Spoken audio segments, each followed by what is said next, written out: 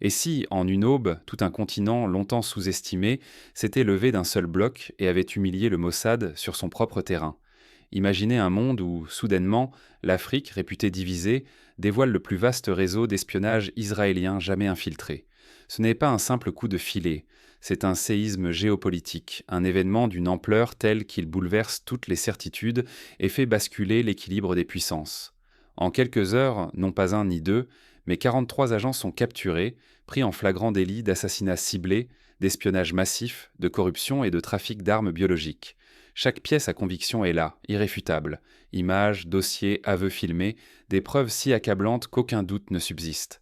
C'est un démantèlement total, coordonné à l'échelle continentale, sans précédent dans l'histoire de l'espionnage moderne. Pour bien comprendre l'impact de cette opération, il faut revenir sur l'histoire du Mossad, l'un des services de renseignement les plus réputés, craints et respectés du monde. Depuis sa création en 1949, le Mossad a acquis la réputation d'être capable de frapper partout, d'infiltrer les réseaux les mieux protégés et d'éliminer ses ennemis avec une redoutable efficacité. Ces opérations légendaires, comme l'enlèvement d'Adolf Eichmann en Argentine ou les assassinats ciblés des responsables du massacre de Munich, ont bâti sa légende. Mais jamais le Mossad n'avait subi une telle humiliation, une chute aussi brutale que celle orchestrée par l'Afrique. L'Afrique vient d'exposer au monde un plan de génocide et de putsch, fomenté depuis des années par des services secrets israéliens. Ce n'est pas une rumeur, c'est la réalité, preuves à l'appui. 6 chefs d'État africains figuraient sur la liste des cibles à abattre, plusieurs familles des présidentielles menacées, tandis que des armes biologiques conçues pour exterminer des millions de personnes étaient maintenant stockées à Nairobi. L'objectif, plonger l'Afrique dans le chaos, installer des marionnettes, contrôler les ressources, soumettre tout un continent à la peur et à la manipulation. Pour mesurer la gravité d'un tel complot, il faut rappeler certains précédents historiques. Dans les années 70, par exemple, la CIA avait orchestré plusieurs coups d'État en Afrique et en Amérique latine pour installer des régimes favorables à ses intérêts. L'opération Condor, qui a déstabilisé l'Amérique du Sud, reste gravée dans les mémoires comme le symbole de l'ingérence étrangère la plus brutale. Mais jamais un plan aussi vaste, impliquant l'utilisation d'armes biologiques et la planification d'un génocide, n'avait été mis au jour avec une telle précision, ni exposé de façon aussi publique. Mais cette fois, le basculement a eu lieu. En urgence, les dirigeants africains se réunissent et décident de rendre public chaque détail. Il ne s'agit plus d'une simple conférence de presse. C'est un tribunal, une démonstration de force sous les yeux ébahis des médias internationaux. Sur les écrans défilent les preuves, plans d'assassinat, photos de familles espionnées, inventaire d'armes biologiques, ordres signés de la main même du Premier ministre israélien. En quelques minutes, l'impensable éclate au grand jour. Le monde doit faire face à une évidence impossible à ignorer. Imaginez la scène. Dans une salle immense, des dizaines de caméras retransmettent en direct, des journalistes venus de tous les continents prennent des notes fébrilement, tandis que les chefs d'État africains, d'ordinaire si prudents, se tiennent côte à côte, unis dans la dénonciation. Sur les écrans géants défilent les documents saisis. Plans d'enlèvement, photos d'enfants suivis dans la rue, listes de cibles avec leurs adresses et leurs habitudes. Des preuves si précises que certains, dans l'assistance, en ont les larmes aux yeux. Le risque était absolu. La vie des présidents, la stabilité de dizaines de nations, la sécurité des familles, la réputation entière d'un continent étaient en jeu. Mais l'Afrique a choisi la lumière. D'un seul geste, elle a balayé la peur, dénoncé l'ingérence et imposé sa justice. À présent, le monde retient son souffle. L'Afrique vient de démontrer qu'elle peut frapper, prouver et résister à ceux qui se croyaient intouchables. Une page d'histoire s'ouvre et rien ne sera plus jamais comme avant sur le continent noir. Mais comment, en quelques heures, ce retournement spectaculaire a-t-il été possible? Derrière cette opération, une alliance inédite s'est tissée, bouleversant tous les jeux d'espions. Pour saisir l'ampleur de ce bouleversement, il faut plonger dans les coulisses, là où se croisent trahison, courage et technologie de pointe. Depuis plus de 12 années, chaque décision, chaque souffle du pouvoir africain était capté, analysé, transmis dans l'ombre jusqu'à Tel Aviv. Pourquoi Israël aurait-il accepté de miser autant? Tant d'argent, tant de ressources, tant de risques, simplement pour épier la vie politique du continent? La réponse glace le sang. Il ne s'agissait pas seulement d'espionner, mais de contrôler, manipuler et, si nécessaire, anéantir. Le Mossad, bras invisible d'Israël, avait lentement tissé sa toile.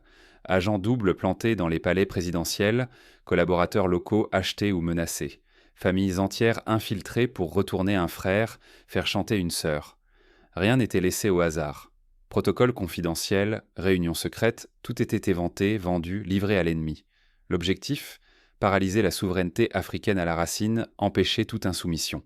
Pour illustrer la sophistication de ces méthodes, on peut se rappeler la fameuse opération Wrath of God, où le Mossad a traqué pendant des années les responsables de l'attentat de Munich. Mais ici, l'objectif n'était pas la vengeance, mais la domination totale. Des agents se faisaient passer pour des hommes d'affaires, des diplomates, des journalistes et même des ONG humanitaires. Ils participèrent à des réunions officielles, influençaient les nominations, détournaient des fonds, manipulaient l'opinion avec des campagnes de désinformation savamment orchestrées. Les buts poursuivis dépassaient tout ce qu'on pouvait imaginer. Prise de contrôle de la scène politique, assassinats ciblés, enlèvement d'opposants et, au sommet, orchestration d'un coup d'État régional méthodiquement planifié depuis Israël. Dans les dossiers saisis, des noms de chefs d'État encerclés, leurs trajets quotidiens disséqués, la sécurité de leurs proches compromise jusque dans les écoles. Personne n'était intouchable. Pour mener à bien cette opération tentaculaire, Israël avait débloqué 47 millions de dollars. Une somme inimaginable pour acheter des consciences, soudoyer des proches, recruter jusque dans les familles des dirigeants. Un cousin, une tante, même un enfant pouvait trahir. La corruption s'infiltrait partout, contaminant le cœur des institutions, rongeant la confiance, tissant la peur. Le plus effroyable restait à découvrir. Parmi les documents, une note manuscrite, signée de la main de Netanyahou, dévoilait un plan d'extermination silencieuse. Réduire la population africaine par des moyens biologiques, sans bruit, sans trace. Ce n'était plus de l'espionnage, mais une guerre secrète contre la vie elle-même. L'ordre venait du sommet, du plus haut niveau de l'État israélien. Pour comprendre la gravité d'un tel plan, il suffit de se rappeler les expérimentations médicales menées par les nazis pendant la Seconde Guerre mondiale, ou les recherches sur la guerre biologique pendant la guerre froide. Mais là, il ne s'agissait pas de simples hypothèses. Les armes étaient en prête, les cibles désignées, les plans finalisés. On retrouve dans les archives saisies des études scientifiques sur la vulnérabilité génétique de certaines populations africaines, des schémas de dissémination de pathogènes dans les réseaux d'eau potable et des protocoles pour camoufler la véritable origine des épidémies. Si ce réseau n'avait pas été mis à jour, les conséquences auraient dépassé l'entendement. Perte absolue de la souveraineté africaine, série d'assassinats de chefs d'État et, au bout du cauchemar, déclenchement d'un génocide invisible. Le continent entier serait devenu proie d'une puissance étrangère, prêt à voir ses frontières, ses ressources, sa population remodelée par la force. Mais comment une telle machination a-t-elle pu être démasquée ? Qui a eu le courage de briser le silence, au péril de sa vie, et pourquoi l'a-t-il fait ? Revenons au point de bascule, la trahison d'un chef du Mossad. Cet homme dont la loyauté semblait acquise a choisi, face à l'horreur du plan qu'il découvrait, de tout révéler. Il s'est présenté de son propre chef au service de contre-espionnage africain, apportant avec lui non seulement les plans d'assassinat, les identités d'agents et les méthodes de recrutement, mais aussi la pièce maîtresse, la preuve irréfutable d'un projet de bioterrorisme à grande échelle. Dans l'histoire de l'espionnage, de tels retournements sont rares, mais ils changent tout. On pense à Oleg Gordievski, le colonel du KGB passé à l'Ouest qui a permis de déjouer des dizaines d'opérations soviétiques. Ici, la trahison du chef du Mossad a eu un impact encore plus profond, car elle a permis la synchronisation d'une riposte à l'échelle du continent. À Nairobi, la découverte d'un laboratoire clandestin marque un tournant. Les forces de sécurité africaines y trouvent des flacons, des agents pathogènes conçus pour cibler spécifiquement le génome africain, des plans de dissémination, des études d'impact, tout est là. Les documents internes osent le mot interdit, génocide. Le pire scénario prêt à être déclenché si la première vague, les assassinats politiques, échouait. La stupeur laisse place à la fureur. En découvrant les preuves, les chefs d'État africains voient leurs familles inscrites parmi les cibles. L'un d'eux reconnaît l'emploi du temps scolaire de sa fille, un autre découvre que son propre cousin a été recruté, acheté pour trahir. C'est l'humiliation la plus intime, la blessure la plus profonde qui soit infligée. Dans l'histoire contemporaine, rares sont les exemples où des preuves aussi directes ont été brandies face à des puissances étrangères. Lors des révélations d'Edward Snowden, le monde avait découvert l'ampleur de la surveillance américaine, mais jamais on n'avait vu un plan de génocide exposé avec autant de détails. Ici, il ne s'agit pas d'une surveillance généralisée, mais d'une entreprise d'éradication ciblée, méthodique, planifiée au sommet d'un État. Alors, l'Afrique se réveille. Un sommet d'urgence réunit les dirigeants du continent. Les preuves défilent sur les écrans. Photos, plans, pièces à conviction, aveux enregistrés, listes d'armes. Plus aucun doute n'être permis. Devant la menace existentielle, le continent choisit une riposte inédite.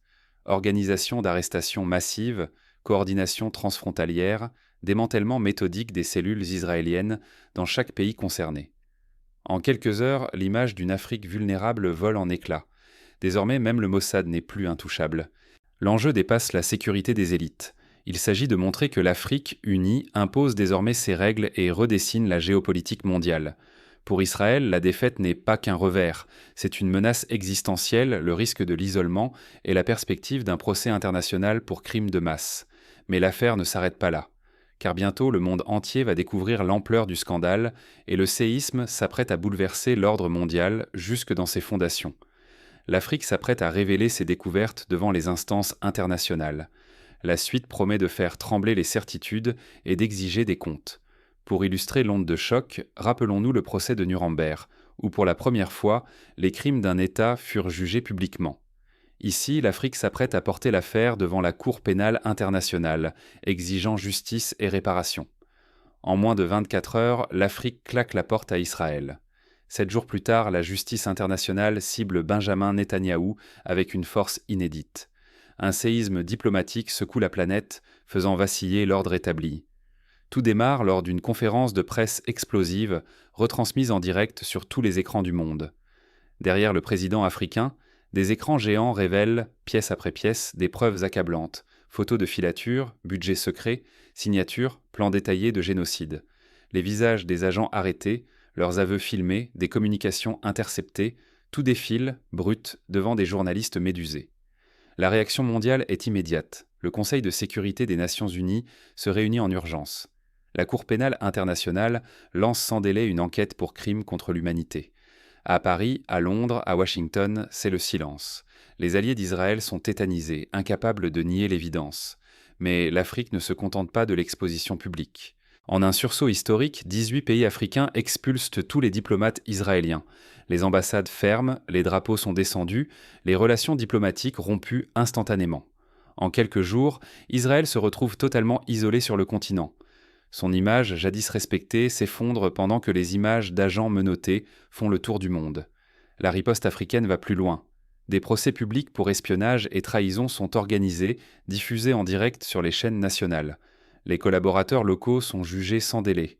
Certains sont condamnés à la prison à vie, d'autres exécutés pour haute trahison, symbole d'une justice exemplaire au nom de l'Afrique entière. Un message sans équivoque. Plus jamais d'impunité pour ceux qui bafouent la souveraineté du continent. Pour prévenir toute nouvelle infiltration, la sécurité intérieure se hisse à un niveau inédit. Des lois anti-espionnage sont votées, de nouveaux centres de formation voient le jour, et une alliance panafricaine de contre-espionnage devient immédiatement opérationnelle. Le renseignement africain échange désormais en temps réel, surveille chaque diplomate étranger, traque les agents dormants. Pour Israël, c'est l'effondrement total. Honte internationale, perte de crédibilité, exclusion diplomatique, sanctions, poursuites pour crimes contre l'humanité. Pour l'Afrique, c'est une aube nouvelle, celle de la résistance, de la souveraineté retrouvée et de la sécurité collective. L'avenir appartient désormais à ceux qui savent s'unir et défendre leur dignité. Mais cette victoire soulève de nouveaux défis. L'Afrique, désormais sous les projecteurs, doit affronter la riposte des puissances qui refusent de perdre leur influence. Ce que nous avons fait au Mossad, nous pouvons le faire à n'importe qui. Voilà le message que l'Afrique adresse aujourd'hui à Israël, mais aussi à toutes les agences de renseignement étrangères. La CIA, le MI6, la DGSE, le FSB, le MSS, le BND. Plus jamais seul, plus jamais vulnérable. Première leçon, un déploiement de contre-espionnage massif, sans précédent. Désormais, chaque employé, chaque consultant et chaque diplomate est soumis à un filtrage continu, sans exception.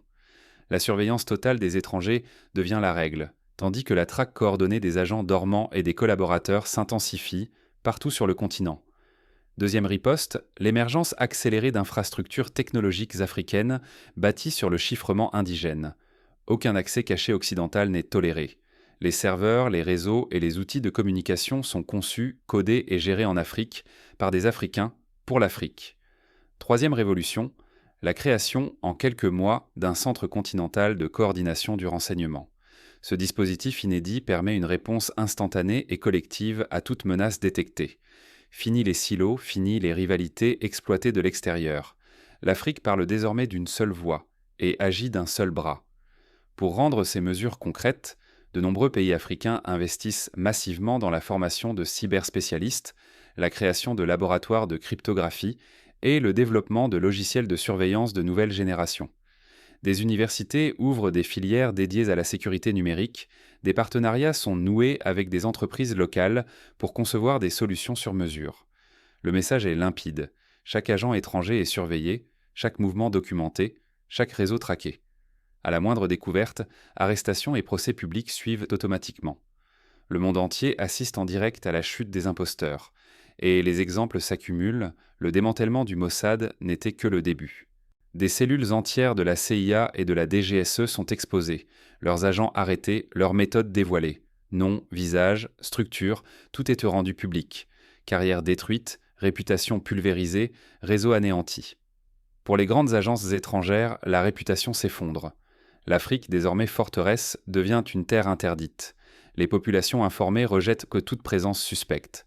La coopération internationale se fige, plongeant les anciennes puissances dans un isolement grandissant. Le risque est maximal. Pour chaque agence qui ose s'aventurer, c'est la menace d'un effondrement total du réseau, la perte de crédibilité mondiale, des poursuites internationales, la destruction de décennies d'efforts et d'investissements colossaux. Jamais l'Afrique n'a été aussi redoutée, ni aussi respectée. Un nouveau chapitre s'ouvre.